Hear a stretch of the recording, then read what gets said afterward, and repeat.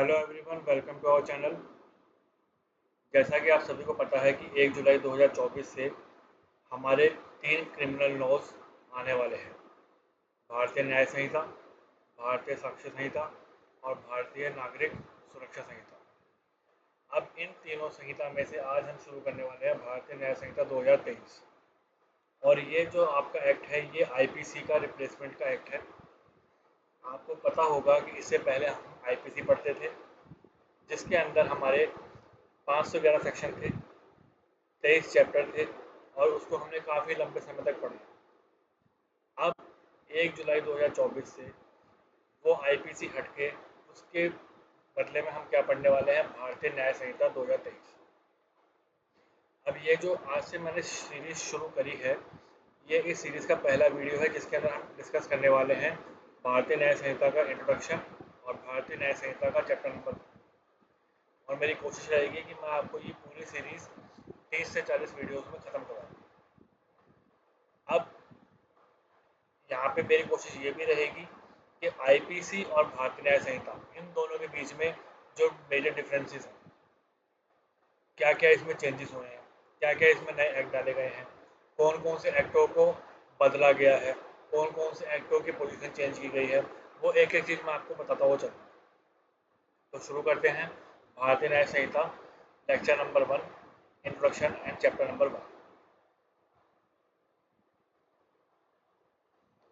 अब अगर हम बात करें भारतीय न्याय संहिता की, तो आप सबको पता होगा कि ये जो भारतीय न्याय संहिता है, ये किसका रिप्लेसमेंट है। तो ये रिप्लेसमेंट है आईपीसी 1860 का, 1860 के आईपीसी का रिप्लेसमेंट है ये क्या, भारतीय न्याय संहिता 2023।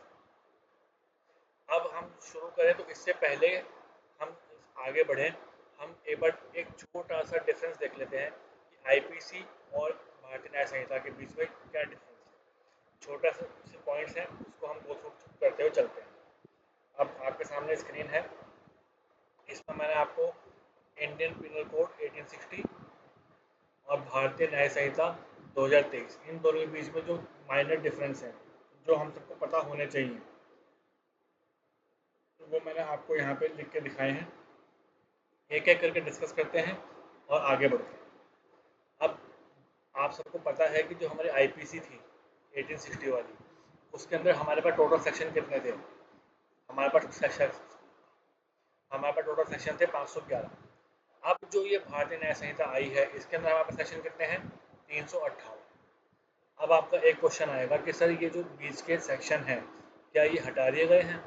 तो मैं बोलूँगा ये नहीं हटाए, हटाए हैं तो सिर्फ 22 सेक्शन। तो फिर आप पूछोगे कि सर ये जो इतना बड़ा डिफरेंस है अप्रॉक्स 170 के आसपास का, इसका क्या हुआ। तो ये जो बाकी के सेक्शंस हैं, इनको हटाया नहीं गया है, इनकी जस्ट पोजीशन चेंज की गई है। जैसे जैसे हम आगे बढ़ेंगे वैसे वैसे आपको पता लगता रहेगा कि कैसे कैसे इस एक्ट में चेंजेस करके आईपीसी को भारतीय न्याय संहिता बनाई गई है। अब हालांकि इसमें कुछ नए सेक्शन भी जोड़े गए हैं, तो कुछ सेक्शन हटाए भी गए हैं। वो कौन कौन से हैं, वो हम धीरे धीरे जैसे जैसे आगे बढ़ेंगे वैसे वैसे मैं आपको बताता हूँ चलूँगा। अभी हम खाली एक ओवरव्यू ले रहे हैं, तो एक ओवरव्यू के तौर पे आप इस सबको देखते हुए चलेंगे। अब अगर हम बात करें पहले वाली आईपीसी में, तो उसमें चैप्टर थे 23 टोटल। अब जो हमारी भारतीय न्याय संहिता है, उसमें चैप्टर है 20। हमारी जो आईपीसी थी, आईपीसी एनेक्ट हुई थी 6 अक्टूबर 1860, और ये जो हमारी भारतीय न्याय संहिता है, ये एनेक्ट हुई है 25 दिसंबर 2023। ये डेट्स बहुत इंपॉर्टेंट है, इन सबको याद रखना। Enactment for IPC 6 October 1860 and for भारतीय न्याय संहिता 25 दिसंबर 2023। अब अगर हम बात करें एनफोर्समेंट डेट ऑफ आईपीसी की, तो वो है हमारी 1 जनवरी 1862। और अगर हम बात करें एनफोर्समेंट डेट फॉर भारतीय न्याय संहिता, तो वो है हमारी 1 जुलाई 2024। अब अगर हम बात करें इसमें कि भारतीय आईपीसी को एसेंट किसने दी थी, आईपीसी को अपने हस्ताक्षर किसने किए थे, अपनी सहमति किसने दी थी, तो उस टाइम पर हमारे पास होते थे गवर्नर जनरल। उन्होंने आईपीसी के ऊपर अपने हस्ताक्षर किए थे और उस टाइम के तत्कालीन जो गवर्नर थे वो थे मिस्टर लॉर्ड कैनिंग। और अगर हम बात करें भारतीय न्याय संहिता के संदर्भ में, तो भारतीय न्याय संहिता के टाइम पर राष्ट्रपति हैं और राष्ट्रपति ने अपनी सहमति दी थी, अपने साइन किए थे। और जो राष्ट्रपति का नाम है वो है द्रौपदी मुर्मू, और जो कि अभी हमारे वर्तमान के राष्ट्रपति भी द्रौपदी मुर्मू ही है। आगे बढ़ते हैं। अब क्वेश्चन ये आ जाए कि आईपीसी को ड्राफ्ट किसने किया था, कौन सी कमेटी ने किया था, तो वो था फर्स्ट लॉ कमीशन कमेटी। और इसके जो चेयरमैन थे वो थे थॉमसन बेबिंगटन मकाले, जिनको हम लॉर्ड मकाले या टीवी मकाले भी बोल सकते हैं। और इनके साथ इनके 3 मेंबर और थे, वो आप मेरे को कमेंट करके बताएंगे कि इस टीवी मकाले के अलावा और 3 मेंबर कौन कौन से थे। अब अगर हम बात करें भारतीय न्याय संहिता की, तो भारतीय न्याय संहिता को जो इसका ड्राफ्ट है उसको ड्राफ्ट किसने तैयार किया है, पार्लियामेंट्री स्टैंडिंग कमेटी ने। भारतीय न्याय संहिता का ड्राफ्ट किसने तैयार किया है, पार्लियामेंट्री स्टैंडिंग कमेटी ने। और इसको प्रेजेंट किसने किया है, तो इसको प्रेजेंट किया था श्री अमित शाह जी ने, जो कि उस टाइम भी होम मिनिस्टर थे और अभी भी होम मिनिस्टर हैं। आई होप आपको ये छोटा सा डिफरेंस समझ में आ गया होगा। अभी तक की जो भी मैंने आपको बातें बताई उसमें आपको सब में क्लैरिटी होगी।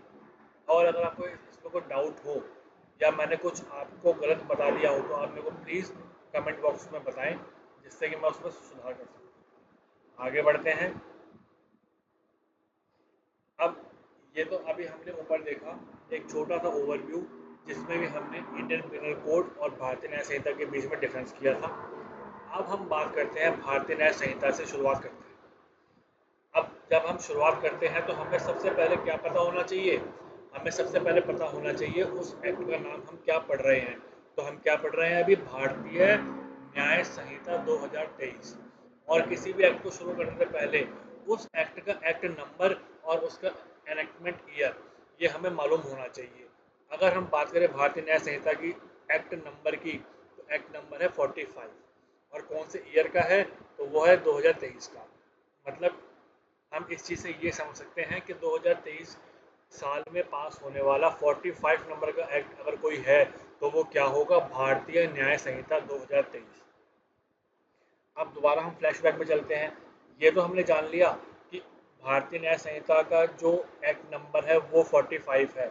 लेकिन अगर कोई आपसे पूछ ले एग्जामिनर ही कि इंडियन पिनल कोड का एक्ट नंबर क्या था, क्योंकि अब आपके लिए थोड़ा कन्फ्यूजन वाला समय है, वो आपसे आईपीसी भी पूछ सकता है, वो आपसे भारतीय न्याय संहिता भी पूछ सकता है।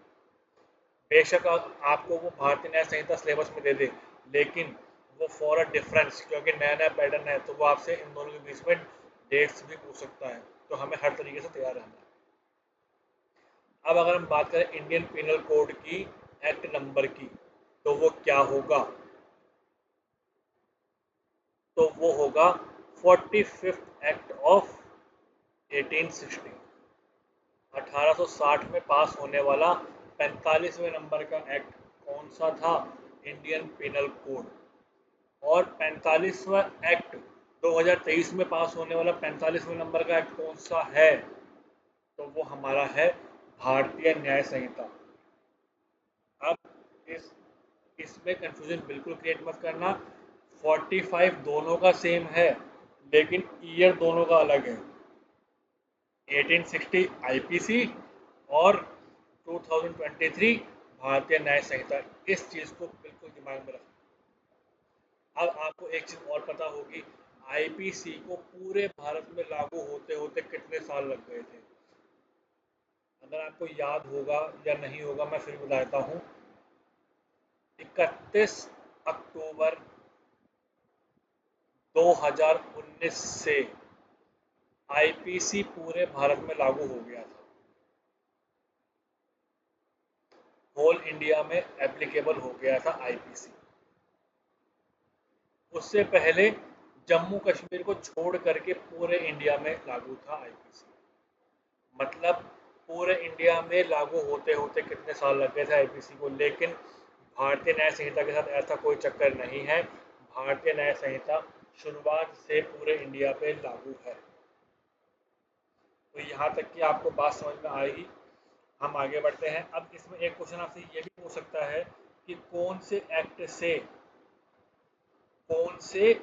से ये भारतीय न्याय संहिता पूरे इंडिया पे लागू हुआ था। तो एक्ट का नाम था Jammu and Kashmir reorganisation act. क्या नाम था? Jammu and Kashmir reorganisation act. और ये एक्ट कौन से ईयर का था? 2019 का। तो यहाँ तक कि आपको बात समझ में आ गई होगी। अब हम दोबारा थोड़ा ऊपर चलते हैं, तो इसमें ये देखेंगे एनेक्टमेंट डेट भारतीय न्याय संहिता की, तो वो थी 25 दिसंबर 2023। जैसे कि अभी मैंने आपको ऊपर बताया भी था, एनेक्टमेंट डेट भारतीय न्याय संहिता की 25 दिसंबर 2023 और आईपीसी की 6 अक्टूबर 1860। ये बात ध्यान रखना, पहला डिफरेंस। दूसरा, एनेक्टमेंट डेट हमने पढ़ ली है। दूसरा है एनफोर्समेंट डेट, किस दिन से लागू होगा या किस दिन से लागू हुआ। तो 1 जुलाई 2024, इस दिन से पूरे भारत में आईपी और भारतीय न्याय संहिता लागू हो जाएगा। और अगर हम बात करें आईपीसी की, तो आईपीसी पूरे इंडिया में, पूरे इंडिया का मतलब जम्मू एंड कश्मीर को छोड़ करके बाकी पूरे इंडिया में 1 जनवरी 1862 से लागू हो गया था। ये बात समझ में आती है। और मैंने इसके जो बाकी डिफरेंस थे वो आपको मैंने बता दिए। ये थी अभी तक की ओवरव्यू भारतीय न्याय संहिता और आईपीसी के बीच में। आई होप आपको ये सब समझ में आ गया होगा। अगर आपको कोई डाउट हो तो आप कमेंट बॉक्स में कमेंट कर सकते हैं, मैं उसका जवाब आपको दे दूँ। तो शुरू करते हैं आईपीसी को सेक्शन नंबर 1 से। मैंने आपको जैसे स्टार्टिंग में बताया कि अब हमारे पास जो भारतीय न्याय संहिता है जो हम पढ़ने वाले हैं, उसमें हमारे पास चैप्टर टोटल कितने हैं? 20। और सेक्शन कितने हैं? 358, 358। तो अब हम शुरू करते हैं हमारा इसी सीरीज में चैप्टर नंबर 1। चैप्टर नंबर 1 क्या बोलता है? चैप्टर नंबर 1 का नाम है प्रिलिमिनरी। प्रिलिमिनरी, ये हो गया चैप्टर नंबर 1। अब अगर हम बात करें सेक्शन 1 की, तो short title, commencement and application, ये तो मोस्टली एक्ट्स का सेम ही रहता है, इसमें कोई दिक्कत नहीं है। अब इसका क्लॉज 1 क्या कहता है? दिस एक्ट में बी कॉल्ड भारतीय न्याय संहिता 2023। कोई दिक्कत नहीं है, आगे बढ़ते हैं। It shall came into force on such date as the central government may by notification in the official gazette appointed and different dates may be appointed। इससे हमें कोई मतलब नहीं, क्योंकि हम पहले क्या पढ़ के आ रखे हैं एनफोर्समेंट डेट के बारे में। एनफोर्समेंट हमने क्या पढ़ी है? एनफोर्समेंट हमने पढ़ी है 1 जुलाई 2024। ये बात याद रहेगी। अब अब जैसे कि आपको पता है कि पहले हमारे पास सेक्शन थे 511, अब भारतीय न्याय संहिता में सेक्शन है हमारे पास 358। तो हमारा क्वेश्चन ये था कि सर जो इतने सारे सेक्शन नहीं है तो क्या वो हटा दिए गए हैं? तो वो नहीं हटाए हैं। अब उसका जीता जागता एग्जाम्पल मैं अब आपको देना शुरू करूँ। अब इसका जो क्लॉज 2 है वो आप पढ़ना शुरू करें एक बार। Every person shall be liable, वो हर एक आदमी जिम्मेदार होगा पनिशमेंट के। किसके अकॉर्डिंग? अंडर दिस संहिता, इस संहिता के अकॉर्डिंग वो हर एक आदमी पनिशमेंट के लिए लाइबल होगा, और किसी तरीके से नहीं, and not otherwise. And not otherwise for every act, उस हर एक कृत्य के लिए या हर एक ओमिशन के लिए जो उसने इस संहिता के विरुद्ध में किया होगा, और वो क्या माना जाएगा? कि उसने वो एक्ट इंडिया के अंदर किया है। अब अगर आपको ये सेंटेंस या पढ़ लिया है तो आपको एक चीज याद आ रही होगी, आईपीसी का सेक्शन नंबर 2। सेक्शन नंबर 2 जो कि क्या बोलता था? जो कि बोलता था punishment of offences committed within India. Punishment of offences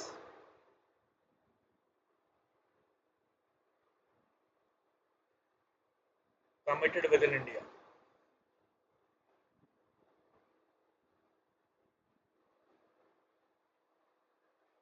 अब आपको कुछ कुछ याद आ रहा होगा, और इसको हम एक और नाम से जानते थे, इंट्रा टेरिटोरियल ऑफेंसेस।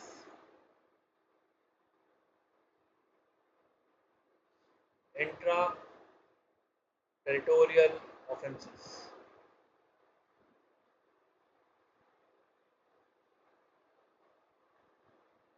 तो इन्होंने आईपीसी के सेक्शनों को ऐसे डीमर्ज कर दिया इसके अंदर।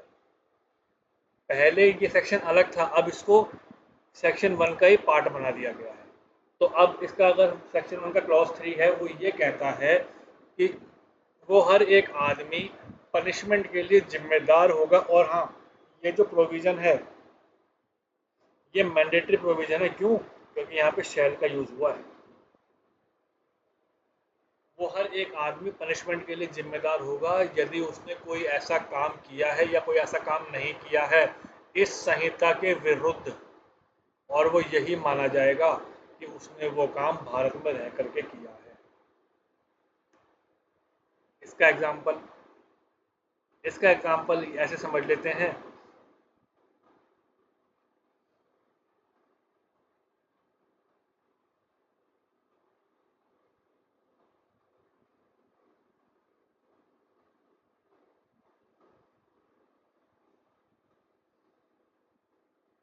सपोज मिस्टर ए है, ये अमेरिका के वासी हैं,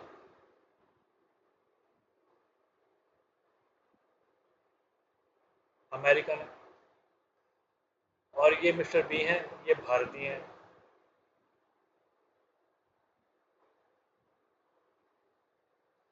अब ए ने क्या किया? बी के ऊपर 10 डंडे मार दिए, और इससे क्या हुआ? बी मर गए, बी की डेथ हो गई। और ए बी की डेथ करके फरार हो गए और अमेरिका भाग गए।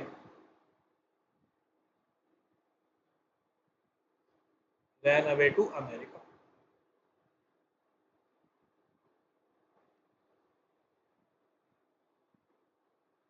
या चलो अमेरिका नहीं भागे, वो इंडिया में ही है। ए भाई साहब कौन है? ए ए ने बी के ऊपर डंडे से 10 बार प्रहार किया जिससे कि बी मर गया, और ए अभी इंडिया में ही है। और ए को क्या करती है? पुलिस अरेस्ट कर लेती है। पुलिस अरेस्ट कर लेती है। अब क्या यहाँ पे जो ए है इस बात की प्ली ले सकते हैं कि भैया मैं तो अमेरिकन हूँ, मेरे ऊपर इंडिया के कोई लॉस लागू नहीं होंगे?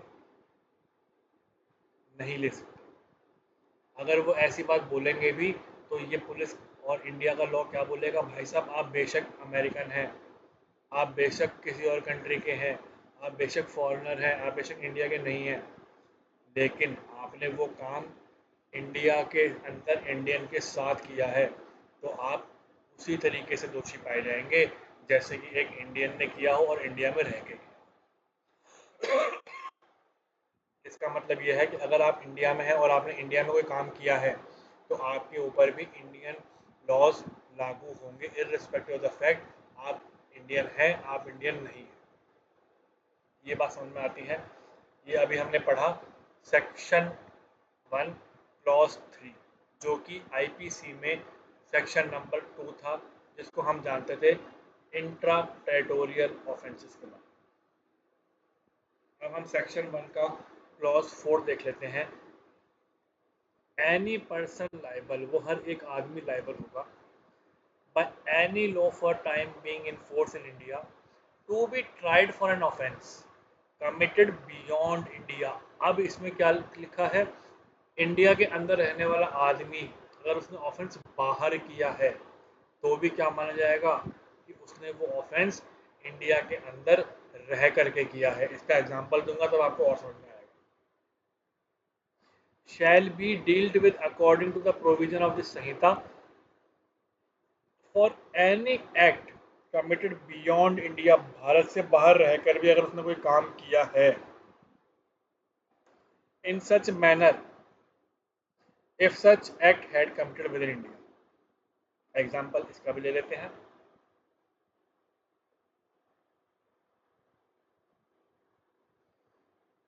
अगर हम एग्जाम्पल देखें, मिस्टर बी भारतीय, मिस्टर सी कैनेडियन। अब ये जो भारतीय हैं, इंडियन हैं, ये चले गए कनाडा, ये चले गए कनाडा। अब इन्होंने वहाँ पे मिस्टर सी जो कि एक कैनेडा जो कि एक कैनेडियन है, उनका खून कर दिया, मर्डर कर दिया। बी ने सी का मर्डर कर दिया, कहाँ पे? कनाडा में। और मर्डर करके बी भाई साहब इंडिया वापस आ गए। और जैसे ही इन्होंने लैंडिंग करी, सपोज दिल्ली में इन्होंने लैंडिंग करी, और जैसे ही इन्होंने लैंडिंग करी, दिल्ली पुलिस ने इनको पकड़ लिया, या और कोई जो जो कंसर्न पुलिस है, इंडियन कंसर्न पुलिस है, उन्होंने पकड़ लिया। और पुलिस क्या बोलती है कि आप कनाडा गए थे, आपने वहाँ पे मिस्टर सी जो एक कैनेडियन है उनका खून किया, तो आप उस जुर्म में आप दोषी हैं और आपको हम अरेस्ट करें। अब क्या ये बी ये प्ले ले सकता है कि भैया मैंने तो वो काम इंडिया में किया ही नहीं, मैंने तो वो काम इंडिया में किया ही नहीं,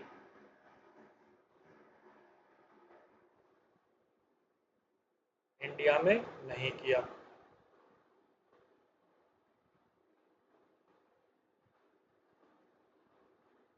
क्या ये मिस्टर बी ये प्ले ले सकते हैं?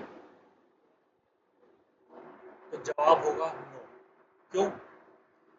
जैसे ही ये प्ले लेंगे तो हमारा इंडियन लॉ ये बोलेगा भाई साहब आपने बेशक पूरे वर्ल्ड के किसी भी कोने में ये काम किया हो, क्योंकि आप इंडियन हैं, क्योंकि आप भारतीय हैं, तो भारत का कानून भी आपके ऊपर हर जगह हर तरीके से लागू होगा, इरिस्पेक्टिव ऑफ द फैक्ट कि वो आपने काम इंडिया में रहकर किया है या इंडिया में रहकर नहीं किया। इस सिचुएशन को हम बोलते हैं extra territorial offences, extra territorial offences. और अगर आपको याद होगा तो हमारी जो पहले आईपीसी थी, आईपीसी में इसके सेक्शन थे, section number 3 and section number 4, जिसकी पोजीशनिंग भारतीय न्याय संहिता के अंदर इन्होंने कर दी है सेक्शन 1 का क्लॉज 4। मैं यहाँ पे लिख देता हूँ, इसकी हेडिंग अगर आपको याद आई तो मैं बता देता हूँ आपको। Section 3, punishment of offences,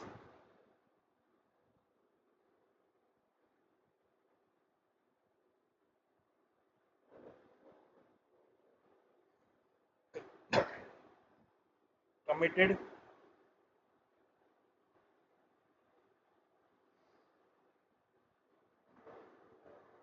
within India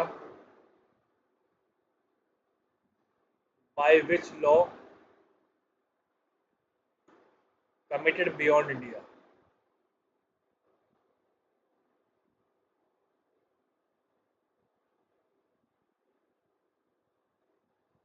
और इसको हम एक और नाम से जानते थे, अगर आपको याद आया तो इसको हम जानते थे extra territorial offences. I think अब आपको थोड़ी थोड़ी पिक्चर क्लियर चालू थोड़ी थोड़ी पिक्चर आपको अब क्लियर होनी चालू हो गई होगी कि क्या क्या अब भारतीय न्याय संहिता के अंदर चेंजेस किए गए हैं। अब अगर हम बात करें, ये अभी हमने बात करी सेक्शन नंबर 1 क्लॉज 4 तक। अब हम थोड़ा और आगे चलते हैं, तो अब आपको एक सेक्शन याद आया होगा, सेक्शन नंबर 4 आईपीसी के अंदर, जो कि ये बोलता था extension of extra territorial offences. Extension of code two extra territorial offences. वही बात अब वो भारतीय न्याय संहिता के सेक्शन 1 क्लॉज 5 में दे दी गई है। इसकी हेडिंग क्या थी पहले? पहले ये आईपीसी में था सेक्शन 4। इसकी हेडिंग क्या थी? हेडिंग थी extension of code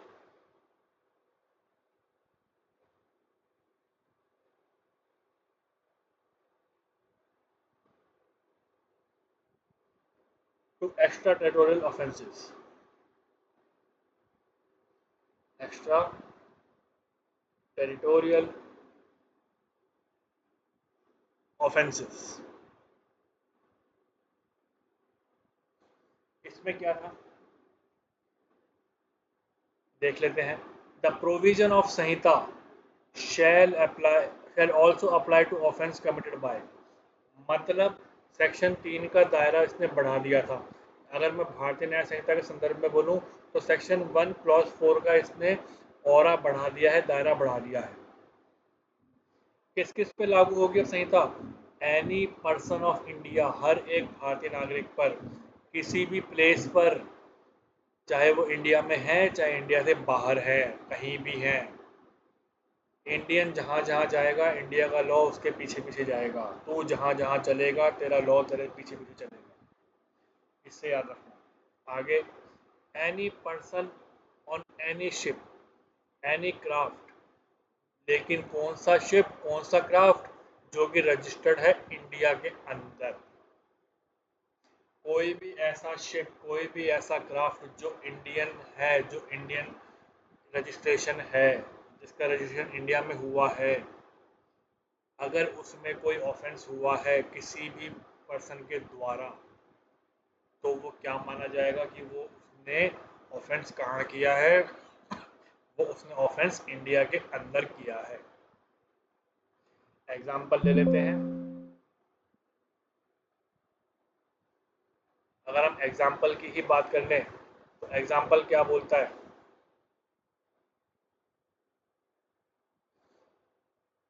mister S, Sweden के, इन्होंने बोर्ड किया एयर इंडिया का प्लेन,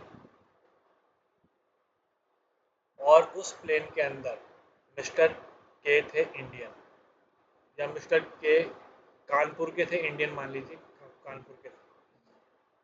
और ये जो प्लेन था इसकी लोकेशन अभी सपोज कर लीजिए अमेरिका की साइड थी, लेकिन प्लेन कहाँ का था? एयर इंडिया का था। अब इस प्लेन में स्वीडन वाले एस ने के का मर्डर कर दिया। क्या कर दिया? मर्डर कर दिया। अब इस सिचुएशन में क्या ये क्या ये एस ये प्ले ले सकता है कि भैया मैंने तो जो ऑफेंस किया है ये अमेरिका के अंदर किया है, क्योंकि वो प्लेन अमेरिका में था। अब अगर ये प्ली ले भी लेता है तो इसको क्या समझाया जाएगा? भैया आपने बेशक अमेरिका में किया होगा, लेकिन वो प्लेन कहाँ का था? वो प्लेन इंडिया के अंदर रजिस्टर्ड था। इंडिया के अंदर रजिस्टर्ड था। अब क्योंकि वो प्लेन इंडिया के अंदर रजिस्टर्ड था, तो भारतीय न्याय संहिता के सेक्शन 1 क्लॉज 5 के अंतर्गत आप दोषी पाए गए हैं। और अगर हम आईपीसी के अकॉर्डिंग बात करें तो आईपीसी के अकॉर्डिंग सेक्शन 4 के अंतर्गत आप दोषी पाए गए हैं। तो आपके ऊपर भी आईपीसी उस टाइम पे लागू होती, और अभी के समय में आपके ऊपर भी आपके ऊपर भी भारतीय न्याय संहिता लागू होगी। ये तो हो गई एक कंडीशन। अब एक और बात कर लेते हैं। Any person in any place without and beyond India committing offense targeting a computer resource located in India। बंदा बैठा है जापान में, उसने जापान में बैठे बैठे इंडिया के किसी कंप्यूटर को हैक कर दिया, तो उसके ऊपर भी आईपीसी उस टाइम पे लागू होती, और अभी के समय में उसके ऊपर भी भारतीय न्याय संहिता लागू होगी। वो आदमी ये प्ले नहीं ले सकता कि मैंने तो जापान में बैठ के हैक किया था, मेरे ऊपर तो आईपीसी लागू नहीं होगा। उसको समझाया जाएगा कि भैया आपने बेशक जापान में बैठ के किया होगा, लेकिन आपने जो छेड़ाखानी करी, आपने जो कंप्यूटर रिसोर्सेज छेड़े, आपने जो कंप्यूटर रिसोर्सेज हैक किया वो किससे बिलोंग करता था? वो बिलोंग करता था इंडिया से। तो सेक्शन 1 क्लॉज 5 के अंतर्गत आपके ऊपर भी भारतीय न्याय संहिता लागू होगी। यहाँ तक की बात आपको क्लियर है? आगे बढ़ते हैं, एक्सप्लेनेशन देख लेते हैं इसकी। In this section the word offence include every act committed outside India. क्या लिखा गया है? हर एक एक्ट जो भारत के बाहर किया गया है। If committed in India would punishable under this Sanhita. ये आपको अब मेरे ख्याल से आपको ये सारी कहानी समझ में आ गई होगी। अब हम बात करते हैं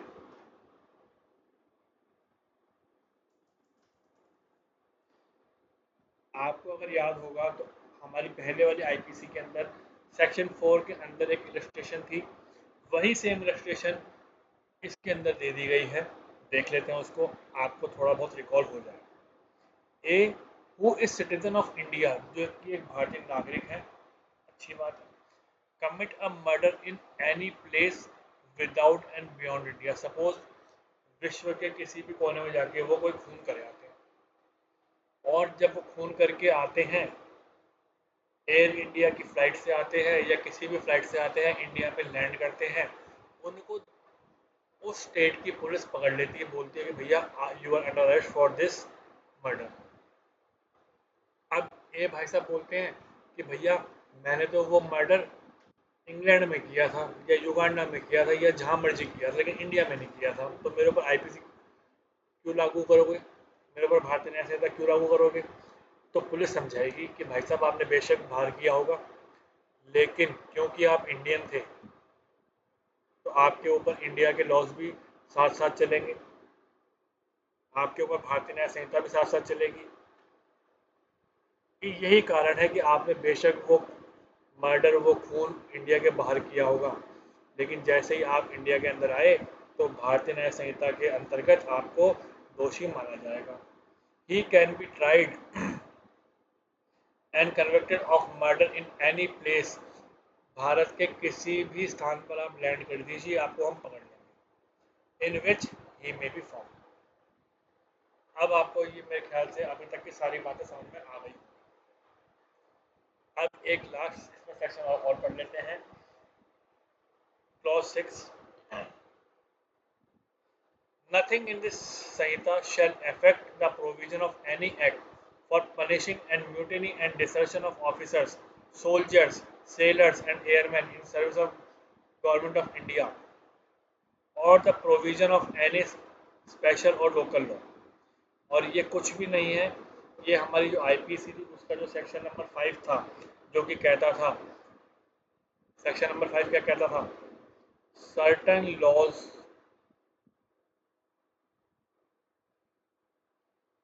not to be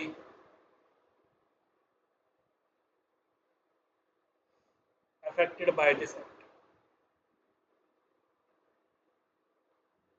affected by this act।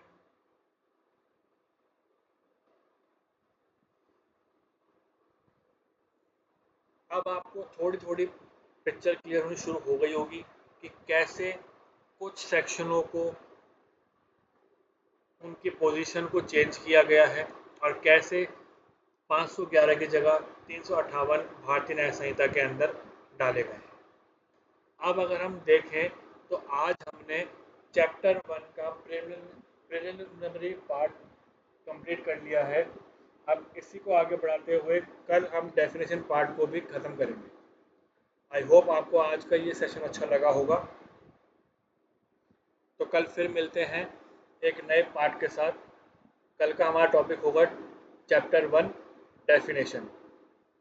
और अगर आपको हमारा ये वीडियो अच्छा लगा हो तो आप इसको लाइक करें, शेयर करें, सब्सक्राइब करें। तब तक के लिए thank you very much and take care.